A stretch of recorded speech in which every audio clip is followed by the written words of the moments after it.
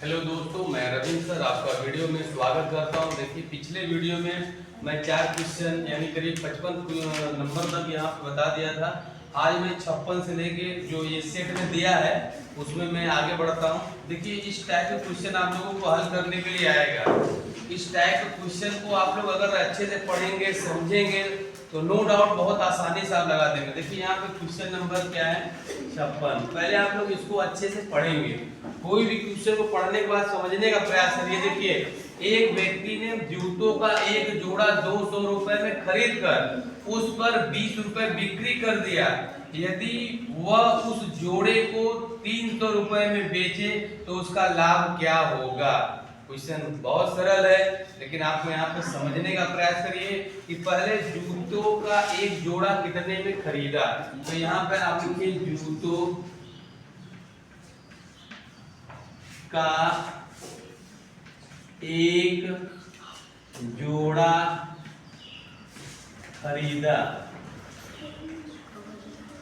कितने में खरीदा? 200 रुपए में। ठीक है, अब यहाँ पे कह रहा है कि खरीद कर उस पर 20 रुपए बिक्री कर दिया। तो यहाँ लिखेंगे बिक्री कर दिया। बिक्री कर दिया। कितना दिया? 20 रुपए। तो कुल क्रय मूल्य क्या लिखेंगे? क्रय मूल्य कितना हो गया? क्रय मूल्य आपका हो गया तो 220 रुपए। ठीक है, ये आपका जो क्रय मूल्य है वो 220 रुपए है, ध्यान दीजिए।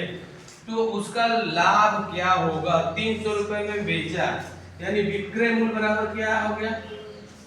विक्रय मूल्य बराबर 300 रुपए में ये बेचा।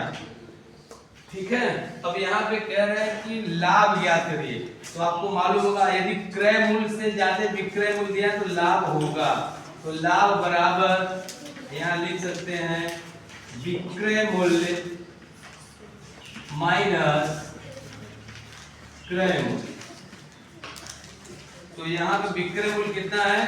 300 और क्रय मूल्य टोटल कितना पड़ा?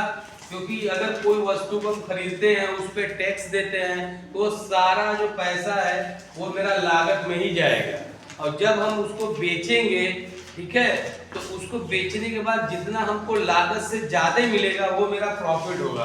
तो यहाँ पे क्या हो गया? यहाँ 220। तो आपको क्या हो जाएगा? यहाँ पे 80 रुपए आएगा। कितना रुपए आएगा? 80। यही आपका क्या हो जाएगा? आंसर। समझ में आया आप लोगों को? इसको ध्यान से समझिए। देखिए, जूतों का एक जोड़ा खरीदा कितने में?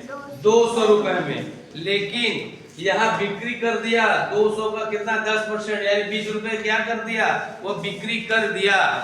तो यानी 200 तो खरीदा और 200 बिक्री, 20 रुपए बिक्री कर दे दिया। तो क्रय मूल्य उसका कितना हो गया?